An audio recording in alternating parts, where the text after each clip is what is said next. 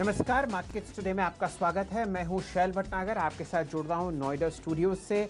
आज बृहस्पतिवार है तो दिन है म्यूचुअल फंड हेल्पलाइन का। हमारे साथ ओमकेश्वर सिंह साहब जुड़े हुए हैं। आप rankmf.com म्यूचुअल फंड वेबसाइट के CEO हैं और बहुत ही अच्छी तरीके से सरल भाषा में समझाते हैं कि म्यूचुअल फंड इन्वेस्टमेंट्स आवश्यक क्यों हैं और किस हिसाब से आपको अपनी परेशानियां इस सेक्टर में कम करनी चाहिए। सिंह साहब, आपका स्वागत है। आज बहुत सारे प्रश्न हैं और बहुत सारे व्यूअर्स ने हमें लिखा है आपसे राय मांगने के लिए। सबसे पहले ब्राजेश राठौर साहब से जुड़ते हैं। ब्राजेश जी, स्वागत है आपका CNBC आवाज़ पर। आप 1 लाख रुपया लगाना चाहते हैं 4 फंड्स में और आप चाहते हैं कि STP और SIP करें। आप अपना प्रश्न पूछिए। सर, मेरा प्रश्न ये था कि मैं STP से SIP करना चाहता हूँ, तो मुझे आप 4 फंड चूज कीजिए, सजेस्ट कीजिए जिसके लिए मैं STP के लिए मतलब लिक्विड मनी या जो भी है, और उससे मैं किस में SIP करूँ so that I'll get a better benefit and I think this is the right way to go. That is also I want your recommendation whether I am doing it correct or not. जी मुझे मैं जानना चाहता हूँ sir. जी। तो सिंह साहब, lump sum 1 lakh रुपया लगाना है। आपको फंड्स बताने हैं SIP के लिए और STP के लिए। जी, तो इनका जो प्रश्न था कि SIP करें या STP करें, SIP उन लोगों के लिए काफ़ी अच्छा होता है जिनके पास कि महीने में कुछ पैसा जो बचता है उस पैसे को लगाना चाहते हैं, तो SIP के तरीके से वो लगा सकते हैं। लेकिन चूंकि इनके पास लमसम है तो इनके लिए STP बेटर रहेगा। STP का मतलब ये होता है कि आप किसी शॉर्ट से लेकर के मीडियम टर्म डेट फंड में लगा देते हैं अच्छे क्वालिटी के, और फिर वहां से हर महीने एक लिमिटेड अमाउंट वहां से आप किसी इक्विटी स्कीम में लगाते जाते हैं। तो ये उनके लिए काफ़ी अच्छा रहता है जिनको लगता है कि मेरे पास अभी लमसम पैसा पड़ा हुआ है और ये पैसा अगर मैं अपने पास रखूंगा तो खर्चा हो जाएगा। तो उससे अच्छा ये है कि उस पैसे को आप किसी फंड में लगा दें और फिर वहां से आप उसको STP कर सकते हैं, जो कि जो एंड रिजल्ट है उसका SIP के तरीके से ही हो जाता है। तो कुछ ऐसे फंड्स हैं डिपेंडिंग अपॉन इनको और SIP करना है, चूंकि इनके पास लमसम है तो इनको STP का ये एक सलाह रहेगा। तो STP के लिए 4 ऐसे फंड हैं जहां पर कि वो कर सकते हैं। तो जो डेट फंड्स हैं वो एक्सेस शॉर्ट टर्म फंड है, वहां से वो STP कर सकते हैं एक्सेस ब्लू चिप में या फिर एक्सेस फोकस 25 में।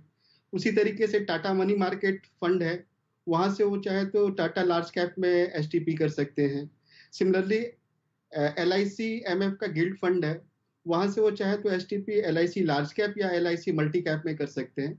Similarly Kotak banking and PSU fund है, वहां पे वो लमसम लगा के फिर STP जो है वो कोटक फोकस्ड में या फिर कोटक एमर्जिंग इक्विटी में कर सकते हैं।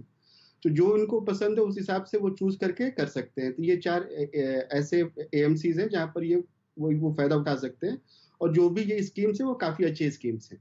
तो ऐसा करते हैं ब्रजेश जी, आप CNBC आवाज़ और मेरा ट्विटर हैंडल आप फॉलो कीजिए। ये जितने भी फंड्स ओमकेश्वर सिंह साहब ने आपके लिए सजेस्ट किए हैं, हम वहाँ पर आपका नाम लिखकर पोस्ट कर देंगे, तो आपको परेशानी नहीं होगी और वो आप बहुत आराम से फॉलो कर सकते हैं। मैं उम्मीद करता हूँ कि आपको अपने प्रश्न का संतोषजनक जवाब मिला होगा। अरविंद हरुलगे साहब जुड़ चुके हैं कोल्हापुर से। वो जानना चाहते हैं कि डेट म्यूचुअल फंड्स के बारे में, और उनका सवाल है ICICI Pru balanced advantage fund के बारे में। आप अपना प्रश्न पूछिए अरविंद जी। आपने इन्वेस्ट कर रखे हैं SBI equity hybrid fund, Nippon India balanced fund और HDFC बैलेंस्ड एडवांटेज फंड में। क्या प्रश्न है आपका? नमस्ते विजय जी।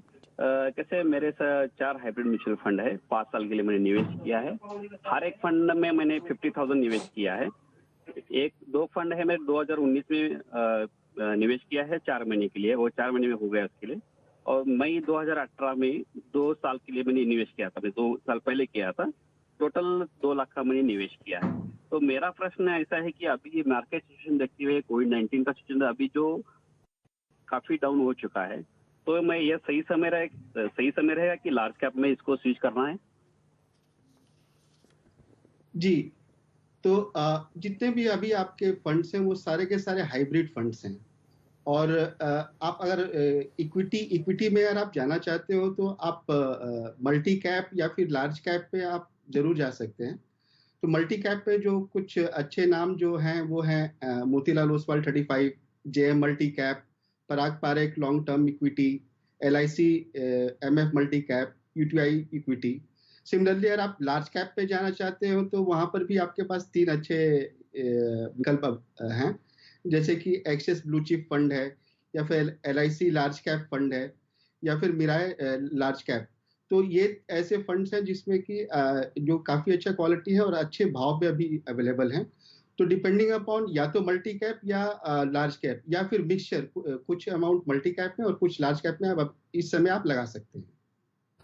चलिए, आपका प्रश्न अरविंद जी उसको जवाब मिला, और आप हमारे ट्विटर हैंडल्स को फॉलो कर लीजिए। इन फंड्स के नाम और जो क्रिया आपको ओमकेश्वर सिंह साहब ने सुझाई है, आपको हमारे ट्विटर हैंडल CNBC आवाज़ पर और मेरे ट्विटर हैंडल पर मिल जाएगी।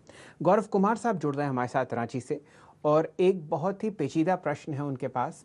लाखों ऐसे इन्वेस्टर्स हैं जो इस समस्या से गुजर रहे हैं।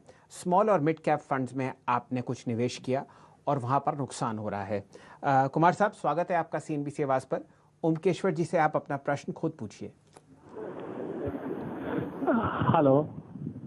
हेलो, बोलिए। हाँ सर, मैंने